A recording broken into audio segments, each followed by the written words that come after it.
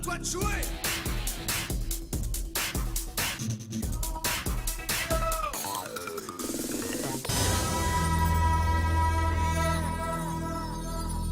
Hey, bonjour à tous, c'est Atlas 510. J'espère que vous allez bien, en tout cas moi pour ma part ça va super bien. Aujourd'hui j'ai le plaisir de vous retrouver pour la présentation de mon deck synchronique.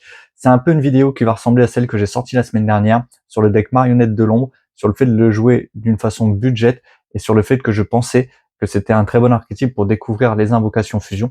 Donc aujourd'hui on fait exactement la même chose avec l'archétype synchronique. Je pense que c'est un très bon deck budget pour découvrir les invocations synchro, car ce deck ne joue que des cartes synchro dans l'extra deck. Donc voilà pour la petite présentation. Que dire de plus hormis dire que c'est l'archétype qui est joué par le protagonisme de Yu-Gi-Oh 5D par Yusei Fudo. Donc on va commencer tout de suite par la présentation du main deck. On va jouer bien sûr 3 robots synchroniques. Donc que dire de cette carte? C'est notre starter. On va toujours essayer de l'avoir le plus rapidement en main. Donc cette carte, elle dit que lorsqu'elle est invoquée, normalement, vous pouvez cibler un monstre de max niveau 2 dans votre cimetière et invoquer spécialement la cible en position de défense, mais annuler ses effets. Ce qu'on va chercher à tout prix, c'est faire une synchro 5, qui nous permet de réinvoquer des monstres synchroniques synthoniseurs pour partir et pour remplir notre board et pour faire de grosses synchros. En plus, pour la petite histoire, cette carte-là a été rééditée en ultra rare dans les MP25. Donc c'est beaucoup plus agréable à regarder pour vous de l'avoir en ultra rare parce que ça brille. Sinon je l'avais malheureusement qu'en commune et dans des états pas très comment dire pas très belles, très abîmés, étant donné que c'est une ancienne carte. Donc voilà pour la petite histoire du robot synchronique. Derrière on va jouer 3 guerriers doubles. Donc cette carte là, elle permet de s'invoquer spécialement. Donc c'est un guerrier ténèbres de niveau 2.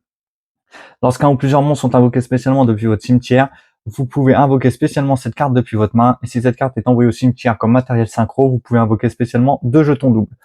Donc très pratique, encore une fois, elle s'invoque spé. Comme je l'ai dit, si on a le robot synchronique et qu'on a le guerrier double au cimetière, on va faire direct notre synchro 5, et en plus elle va nous permettre de mettre des jetons qu'on pourra utiliser pour d'autres synchros, donc vraiment très très efficace.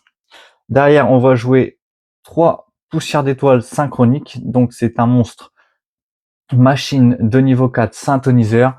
Donc cette carte là dit que si cette carte est dans votre main ou cimetière, vous pouvez sacrifier un monstre, invoquer spécialement cette carte, mais bannissez-la lorsqu'elle quitte le terrain.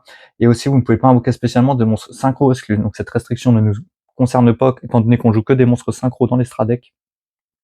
Le reste de ce tour, si cette carte est invoquée normalement ou spécialement, vous pouvez ajouter une magie piège depuis votre deck à votre main qui mentionne Dragon Poussière d'étoile. Vous ne pouvez utiliser chaque effet de poussière d'étoile qu'une fois par tour. Derrière, on va jouer 3 robots convertisseurs. Donc cette carte-là, en fait, elle nous permet de défausser les monstres que l'on veut retrouver au cimetière. Donc vous pouvez défausser cette carte et un synthoniseur, ajouter un monstre synchronique depuis notre deck à notre main. Donc elle nous permet de défausser des monstres et d'aller tuto les monstres qu'il nous faut. Si cette carte envoie au cimetière comme matériel synchro, vous pouvez cibler un synthoniseur dans votre cimetière, invoquer-le spécialement en position de défense, mais il ne peut pas activer ses effets ce tour. Vous ne pouvez utiliser chaque effet de robot convertisseur qu'une fois par tour. Donc c'est une très bonne carte, d'autant plus que c'est un monstre guerrier de niveau 2 qui n'est pas synthoniseur. Donc toujours pratique pour faire nos synchros. Derrière, l'inso synchronique, donc qui elle permet de s'invoquer spé, donc en payant 700 points, enfin en recevant 700 points de dommages, pardon. Et aussi, tant qu'elle est face recto dans la zone monstre, vous ne pouvez pas invoquer spécialement depuis extra deck de monstres synchro exclus. Si un ou plusieurs monstres synchro dragon face recto que vous contrôlez sont sacrifiés ou bannis, sauf durant un damage step, vous pouvez bannir cette carte depuis votre cimetière, puis cibler un de ces monstres, invoquez-le spécialement. Vous pouvez utiliser chaque effet d'assaut synchronique qu'une fois par tour. Derrière, on va jouer 2 avions à réaction. Donc, pareil, c'est un monstre synthoniseur de niveau 1. Donc, comme vous voyez, j'ai essayé un peu de baser le deck sur des monstres synthoniseurs de différents niveaux pour pouvoir faire un maximum de synchro depuis le deck.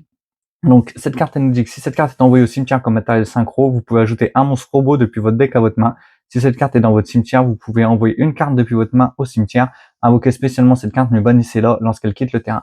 Vous ne pouvez utiliser qu'un effet d'avion à réaction synchronique uniquement une fois dans le tour. Derrière, pareil, un autre petit monstre, un cyber synchronique de niveau 1. Donc, j'aurais pu jouer 3 avions à réaction, mais j'ai préféré jouer un autre monstre synchronique. En plus, celle-là, elle est vraiment pratique, elle nous permet de moduler les niveaux d'un monstre sur le terrain.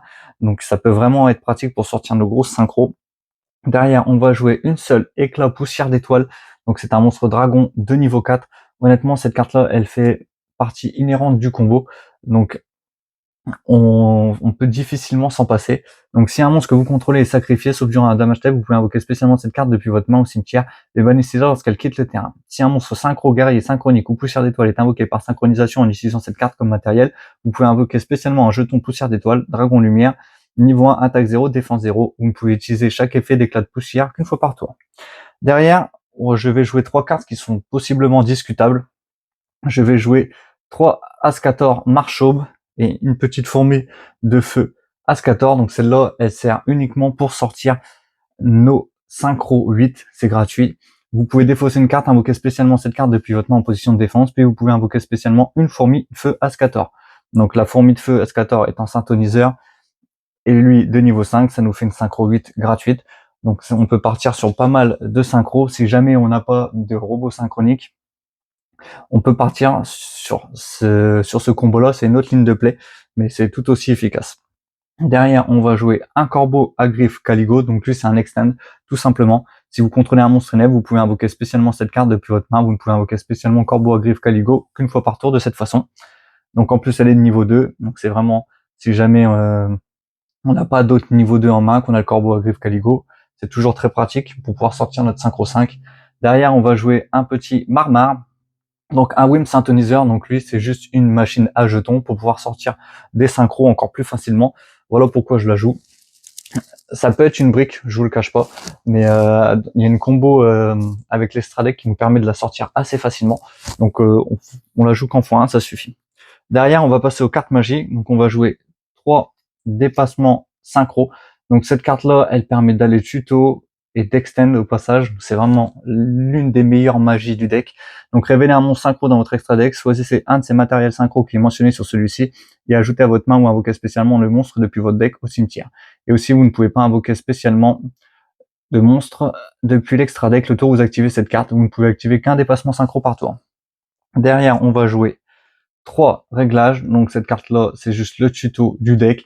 Ajoutez un monstre synthoniseur synchronique depuis votre deck à votre main, puis envoyez la carte au-dessus de votre deck au cimetière. Donc c'est juste la tuto pour aller chercher les monstres qu'il nous faut.